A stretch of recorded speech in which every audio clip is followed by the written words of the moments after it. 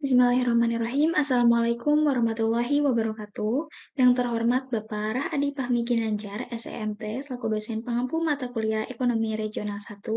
Perkenalkan, saya Deswita Widianti dengan NIM 555323004 dari kelas 4A.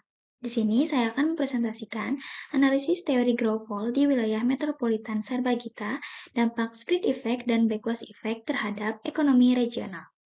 Adapun pokok bahasan yang akan dibahas pada presentasi kali ini, yang pertama ada pendahuluan, yang kedua tinjauan pustaka, yang ketiga metodologi, yang keempat analisis dan pembahasan, yang kelima penutup, dan yang keenam kontribusi dan penilaian terhadap rekan kelompok. Selanjutnya, di sini ada pendahuluan. Yang pertama, latar belakang. Teori Gropol dari Francois Perux menyatakan bahwa pertumbuhan ekonomi tidak terjadi secara merata, melainkan terfokus pada wilayah tertentu yang disebut kutub pertumbuhan. Di Indonesia, konsep ini tampak dalam pembentukan kawasan metropolitan seperti Sarbagita yang terdiri dari Denpasar, Bandung, Gianyar, dan Tabanan, dengan Denpasar sebagai pusat kegiatan utama. Pada tahun 2017, pertumbuhan ekonomi Denpasar sebesar 6,06%, melampaui rata-rata Provinsi Bali sebesar 5,57%, mencerminkan konsentrasi aktivitas ekonomi. Fenomena ini menimbulkan dua dampak, yang pertama split effect atau penyebaran manfaat ke wilayah sekitar, dan backward effect atau ketimpangan regional. Nah, analisis Sarbagita ini menjadi penting untuk memahami dinamika antara penyebaran pertumbuhan dan ketimpangan wilayah. Yang kedua yaitu rumusan masalah. Yang pertama, bagaimana wilayah metropolitan Denpasar Sarbagita berperan sebagai poros pertumbuhan dalam perekonomian Bali. Yang kedua, bagaimana split effect pertumbuhan ekonomi di Denpasar dan Bandung terhadap wilayah sekitarnya, seperti Gianyar dan Tabanan. Yang ketiga, apa saja dampak negatif atau backward effect dari konsentrasi pertumbuhan ekonomi di Sarbagita terhadap daerah lain di Bali. Yang keempat, bagaimana strategi yang dapat diterapkan untuk mengoptimalkan manfaat pertumbuhan dalam meminimalkan dampak ketimpangan wilayah. Selanjutnya, yang ketiga di sini ada tujuan. Yang pertama, mengidentifikasi peran Denpasar Sarbagita sebagai pusat pertumbuhan ekonomi berdasarkan teori Gropol Francois Perux. Yang kedua, menganalisis efek penyebaran atau split effect dari pertumbuhan ekonomi Sarbagita terhadap wilayah sekitarnya. Yang ketiga, menganalisis dampak negatif atau backward effect yang muncul akibat dominasi ekonomi di pusat pertumbuhan. Dan yang keempat, memberikan rekomendasi kebijakan pembangunan yang berkelanjutan untuk antar wilayah di Bali. Selanjutnya, sini ada manfaat. Yang pertama, manfaat teoritis, yaitu mengembangkan teori Gropol dalam konteks regional Indonesia. Yang kedua, ada manfaat praktis, yaitu menjadi evaluasi dan acuan kebijakan pembangunan daerah Bali. Dan yang ketiga, ada manfaat akademis, yaitu menjadi referensi penelitian dan pembelajaran ekonomi regional. Selanjutnya, di sini ada tinjauan pustaka. Yang pertama ada teori Gropol atau kutub pertumbuhan. Nah, teori Gropol ini oleh Perux tahun 1955, Bondeville tahun 1966 menyatakan bahwa pertumbuhan ekonomi terpusat di wilayah tertentu yang mendorong perkembangan wilayah sekitarnya. Di kawasan Sarbagita, Denpasar, dan Bandung berperan sebagai kutub pertumbuhan yang mempengaruhi Gianyar dan Tabanan melalui sektor unggulan masing-masing. Yang kedua ada efek Bekwas atau efek aliran balik.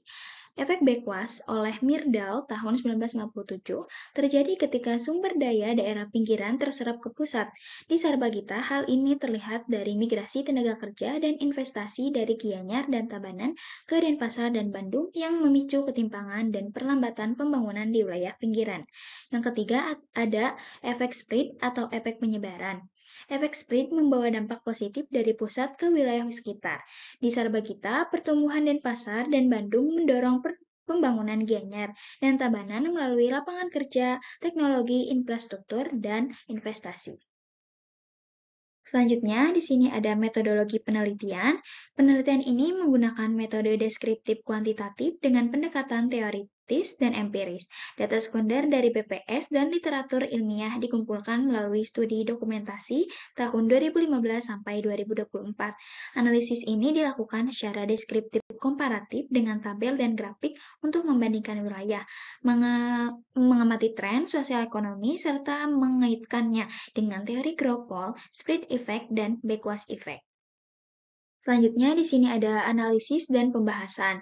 Yaitu penelitian ini menunjukkan bahwa wilayah metropolitan Denpasar Sarbagita menjadi pusat pertumbuhan ekonomi Bali dengan Denpasar dan Bandung sebagai pusat urban serta Gianyar dan Tabanan sebagai daerah pendukung pertumbuhan di pusat memicu spread effect ke wilayah sekitar. Namun juga menimbulkan backwash effect berupa konsentrasi tenaga kerja dan investasi yang dapat menyebabkan ketimpangan antar wilayah. Nah, selanjutnya, konsep Gropol di wilayah Sarbagita menyebabkan ketimpangan antar Denpasar sebagai pusat dan daerah sekitarnya dengan pertumbuhan ekonomi Denpasar yang mencapai 6,06% pada 2017.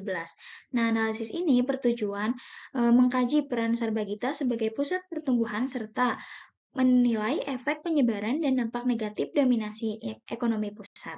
Hasilnya diharapkan menjadi dasar strategi pembangunan berkelanjutan yang lebih merata.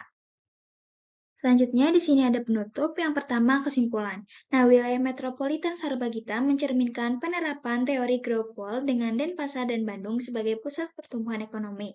Meski terjadi efek penyebaran yang menguntungkan Gianyar dan Tabanan, dominasi pusat juga menimbulkan efek aliran balik yang memicu ketimpangan. Karena itu, peran pemerintah sangat penting dalam menyeimbangkan pembangunan agar pertumbuhan lebih adil dan berkelanjutan. Selanjutnya ada saran. Yang pertama itu pemerintah daerah perlu memperkuat konektivitas antar wilayah melalui pembangunan infrastruktur yang merata dan berkualitas. Yang kedua, diversifikasi ekonomi di Gianyar dan Tabanan harus digalakkan agar tidak bergantung pada sektor pariwisata saja. Yang ketiga, pemerataan akses pendidikan dan pelatihan keterampilan perlu ditingkatkan untuk memperkuat daya saing tenaga kerja lokal. Yang keempat, diperlukan kebijakan insentif bagi investor agar investasi tidak hanya terpusat di Denpasar dan Bandung. Yang kelima, aspek kelestarian lingkungan harus menjadi pertimbangan utama dalam setiap kebijakan pembangunan agar tidak merusak ekosistem. Untuk selanjutnya di sini ada kontribusi. Nah, dalam kerjasama kelompok ini, saya bertanggung jawab dalam menyusun bab 4 bagian analisis dan pembahasan yang logis dan sesuai dengan teori yang relevan. Saya juga memastikan bahwa hasil analisis dapat dipahami dengan jelas oleh pembaca serta pendukung tujuan penelitian secara keseluruhan. Selain itu, saya juga berperan dalam merapikan dokumen menggunakan Microsoft Word dengan rapi dan teliti. Selanjutnya ada penilaian rekan kelompok. Yang pertama itu ada Jahratunupus. Saudari Jahratunupus ini menyusun bagian pendahuluan dengan baik dan runtun. Evaluasi kinerjanya itu sangat baik dan bisa di-rate 10 per 10. Selanjutnya ada Nisrina Kamalia. Saudari Nisrina Kamalia ini menunjukkan keterampilan analitis yang sangat baik dalam menafsirkan data serta hasil penelitian. Evaluasi kinerjanya itu juga sangat baik dengan rate 10 per 10. Selanjutnya, di sini ada Putri Rahmalia. Saudari Putri Rahmalia berhasil menyusun kajian pustaka secara menyeluruh dan sesuai dengan topik penelitian. Evaluasi kinerjanya yaitu sangat baik dengan rate 10 per 10. Selanjutnya di sini ada Zahra Nuraini. Saudari Zahra Nuraini menyusun bagian metode penelitian dengan teliti dan struktur. Evaluasi kinerjanya itu sangat baik dengan rate 10 per 10. Selanjutnya di sini ada Indi Agustiani. Saudara Indi Agustiani ini menyusun bagian penutup yang mencakup kesimpulan dan saran dan juga membuat daftar isi. Evaluasi kinerjanya itu sangat baik dengan rate 10 per 10. Mungkin itu saja yang dapat saya sampaikan. Kurang lebihnya mohon maaf. Sekian dan terima kasih. Wassalamualaikum warahmatullahi wabarakatuh.